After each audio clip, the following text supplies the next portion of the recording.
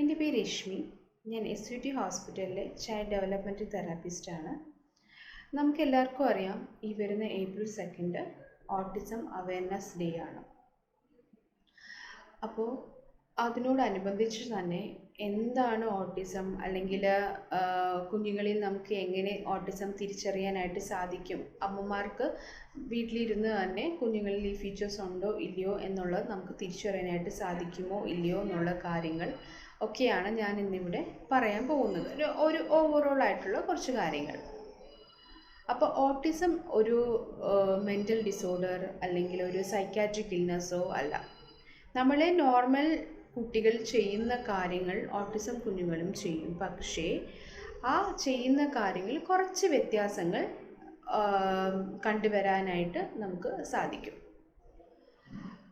അപ്പോൾ ഈ ഓട്ടിസം കുഞ്ഞുങ്ങളിൽ പ്രത്യേകിച്ച് നമ്മൾ പറയുവാണെന്നുണ്ടെങ്കിൽ സോഷ്യൽ സ്മൈൽ, അതായത് ഐ കോണ്ടാക്റ്റ് തന്നുള്ള സോഷ്യൽ സ്മൈലിംഗ് ഒക്കെ നമുക്ക് അത് കുറവാണെങ്കിൽ നമുക്ക് ഓട്ടിസത്തിൻ്റെ ഫീച്ചേഴ്സ് ഉണ്ട് എന്ന് നമുക്ക് ഒരു ഡൗട്ട്ഫുൾ ഇടാം. അതായത് നമ്മളിപ്പോൾ കുഞ്ഞിൻ്റെ പേര് ചോദിക്കുകയാണെങ്കിൽ കുഞ്ഞ് നമ്മുടെ മുഖത്ത് നോക്കി സംസാരിക്കാനുള്ള ചാൻസ് കുറവായിരിക്കും. അതായത് ഓട്ടിസം കുട്ടികൾ നമ്മുടെ മുഖത്ത് ഐ കോണ്ടാക്റ്റ് തന്ന് സംസാരിക്കുന്നത് കുറവായിരിക്കും. അവർ അവരുടേതായ ഒരു ലോകത്തിലുള്ള കളിയും ചിരിയിലുമായിട്ടായിരിക്കും ഇവർ കാണപ്പെടുന്നത്. അതായത് ഇവരുടെ ഏജ് ഗ്രൂപ്പും ആയിട്ടുള്ള കമ്മ്യൂണിക്കേഷൻ, ഇൻട്രാക്ഷൻ എല്ലാം ഈ ഓട്ടിസം കുഞ്ഞുങ്ങളിൽ വളരെയധികം കുറവായിരിക്കും. പിയർ ഗ്രൂപ്പ് കമ്മ്യൂണിക്കേഷൻ എല്ലാം ഇവർക്ക് കുറവ് തന്നെ ആയിരിക്കും. മാത്രമല്ല, വേറെ കാര്യം എന്ന് വെച്ചാൽ നമ്മളിപ്പോൾ ഒരു ടോയ് കൊടുത്തു, ഒരു കാറ് കൊടുക്കുകയാണെങ്കിൽ, നോർമൽ കുഞ്ഞാണെന്നുണ്ടെങ്കിൽ ആ കാറ് ഫുള്ളായിട്ട് വെച്ച് പ്ലേ ചെയ്യാനായിരിക്കും അവർ കൂടുതലും താല്പര്യം കാണിക്കുന്നത്.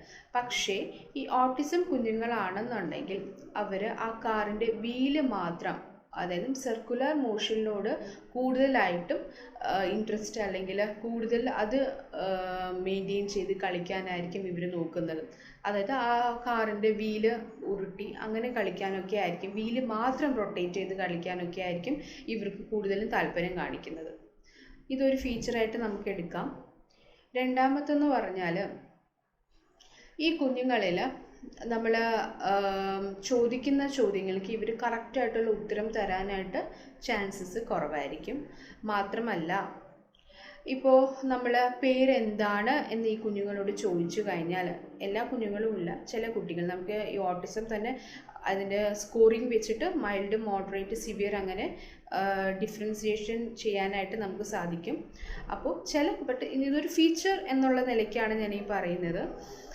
നമ്മളൊരു പേര് ചോദിച്ചു കഴിഞ്ഞാൽ, നോർമൽ ഒരു സാധാരണ ഒരു കുട്ടി എങ്ങനെയാണ് പേര് ചോദിക്കുമ്പോൾ അല്ലെങ്കിൽ വാട്ട്സ് യുവർ നെയിം ചോദിക്കുമ്പോൾ എൻ്റെ പേര് ഇന്നതാണ് എന്ന് പറയും.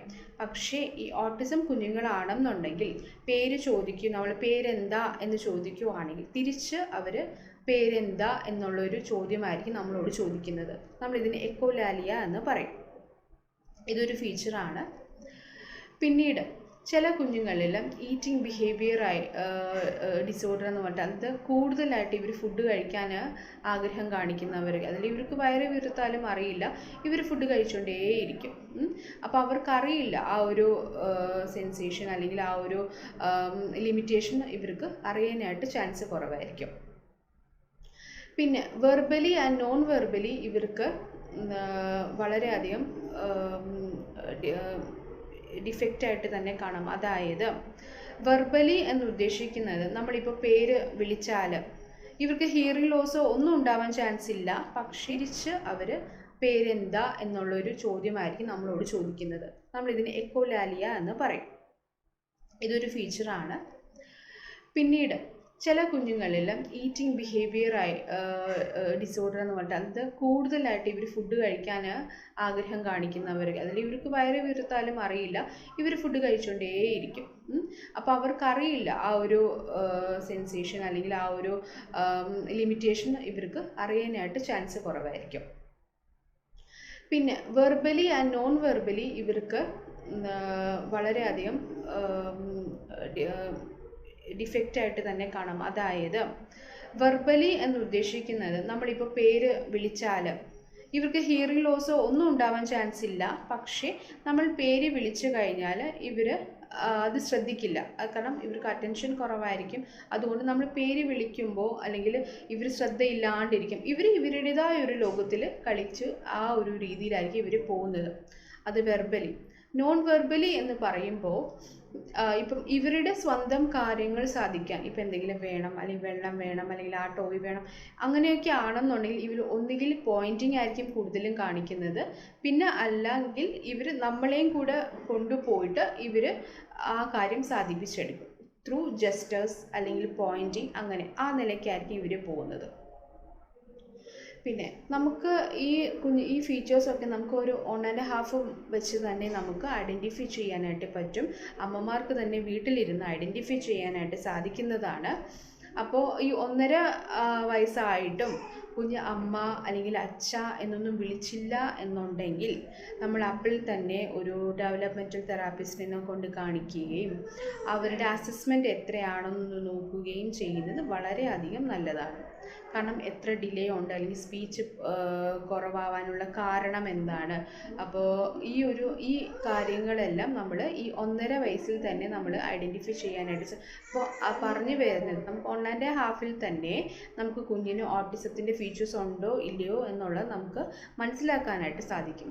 ഇവിടെ മിക്കവരും കൊണ്ടുവരുന്നത് ആഫ്റ്റർ 2-3 ഇയേഴ്സ് ഒക്കെ കഴിഞ്ഞിട്ടാണ്. പക്ഷെ അത്ര നമ്മൾ ഡിലേ വരുമ്പോൾ നമുക്ക് അത്രയും ഇൻ്റർവെൻഷനും തെറാപ്പീസും കൊടുത്ത് കുഞ്ഞുങ്ങളെ മാറ്റി കൊണ്ടുവരാനായിട്ട് കുറച്ച് സമയമെടുക്കും. പക്ഷെ നമുക്ക് നേരത്തെ ഈ ഡെവലപ്മെൻറ്റൽ ഓവറോൾ നമ്മൾ നോക്കിക്കൊണ്ടിരിക്കണം. 1 മന്ത് 2 മന്ത് വെച്ച് നോക്കിക്കൊണ്ടിരിക്കുകയാണെങ്കിൽ എന്തെങ്കിലും ഡിലേ വരുന്നുണ്ട് എന്നുണ്ടെങ്കിൽ നമുക്ക് ആ ഒരു രീതിയിൽ കുഞ്ഞിന് തെറാപ്പിയോ അല്ലെങ്കിൽ ഏർലി ഇൻ്റർവെൻഷനോ നമുക്ക് കൊടുക്കാം. പിന്നെ മാത്രമല്ല, ഇങ്ങനത്തെ കുഞ്ഞുങ്ങളെ നമ്മൾ ഒരിക്കലും സൊസൈറ്റി ആയിരുന്നാലും ഒരിക്കലും അവരെ ഒറ്റപ്പെടുത്തുകയോ ഒന്നും ചെയ്യാനായിട്ട് നമുക്ക് ചെയ്യരുത് എന്നുള്ളതാണ്. മാത്രമല്ല, ഇവർക്ക് വേണ്ടിയിട്ട് നമുക്കൊരു മൾട്ടി ഡിസിപ്ലിനറി ടീം തന്നെ നമുക്കുണ്ട്. അതായത് ഈ ഓട്ടിസം കുഞ്ഞുങ്ങളെ നമുക്ക് അവരുടെ സ്വന്തം കാര്യങ്ങൾ ചെയ്യിച്ചെടുക്കാൻ വേണ്ടിയിട്ട് ഉള്ള ഒരു ടീമാണ്. ഈ മൾട്ടി ഡിസിപ്ലിനറി ടീമിൽ വരുന്നത് ഒന്ന് occupational therapist, speech therapist, psychologist, നമ്മുടെ ഡെവലപ്മെൻറ്റൽ തെറാപ്പിസ്റ്റ്, പീഡിയാട്രീഷ്യൻ, ഒഫ്താൽമോളജിസ്റ്റ് ഉണ്ടാവും, ന്യൂറോളജിസ്റ്റ് ഉണ്ടാവും. അപ്പോൾ ഇത്രയും പേരുടെ ഫോളോ അപ്പ് കറക്റ്റായിട്ട് പോവുകയും അവർ പറയുന്ന തെറാപ്പീസ് അല്ലെങ്കിൽ എക്സസൈസ് കറക്റ്റായിട്ട് ചെയ്യിക്കുകയും ചെയ്ത് കഴിഞ്ഞാൽ ഒരു വിധത്തിൽ മീൻസ് അതായത് അവരുടേതായ സ്വന്തം കാര്യങ്ങൾ ചെയ്യാനുള്ള പ്രാപ്തി അവർക്ക് ഉണ്ടാക്കി കൊടുക്കാനായിട്ട് നമുക്ക് സാധിക്കും. അപ്പോൾ ഞാൻ വളരെ കുറച്ച് കാര്യങ്ങളാണ് ഓവറോളുള്ള മെയിൻ കുറച്ച് കാര്യങ്ങളൊക്കെയാണ് ഈ പറഞ്ഞത്. അപ്പോൾ എല്ലാവർക്കും മനസ്സിലായി കാണുമെന്ന് വിശ്വസിക്കുന്നു. ഒന്നുകൂടെ ഞാൻ പറയാം, ഇവരിൽ കൂടുതൽ ബുദ്ധിമുട്ട് തോന്നുന്നത് imitation, peer group communication, eye contact, പിന്നെ സോഷ്യൽ ബിഹേവിയറിൽ ഇവർക്ക് വ്യത്യാസം തോന്നാം. ചില കുഞ്ഞുങ്ങളിൽ റെപ്പറ്റേറ്റീവ് മൂവ്മെൻറ്റ്സ് കാണും. അതായത് ഏതെങ്കിലും ശരീരഭാഗങ്ങളിട്ട് അനക്കിക്കൊണ്ടിരിക്കുക, അല്ലെങ്കിൽ എന്തെങ്കിലും കാര്യങ്ങൾ ചെയ്യുമ്പോൾ ഭയങ്കരമായിട്ട് ലൗഡ് വോയിസ് ഇടുക, അങ്ങനത്തെ രീതി കാണാം. ഫിയർ, ചില കുഞ്ഞുങ്ങൾ ഭയങ്കരമായിട്ട് പേടിയുള്ളവരായിരിക്കും, പുറത്തിറങ്ങാനും ഒക്കെ പേടിയുള്ളവരായിരിക്കും. അപ്പം അതും നമുക്കൊരു ഫീച്ചറായിട്ട് എടുക്കാം. അപ്പം ഇത്രയും ഒരു ഓവറോൾ കാര്യങ്ങളാണ് ഞാനിവിടെ പറഞ്ഞത്. മനസ്സിലായി കാണുമെന്ന് വിശ്വസിക്കുന്നു. Thank you.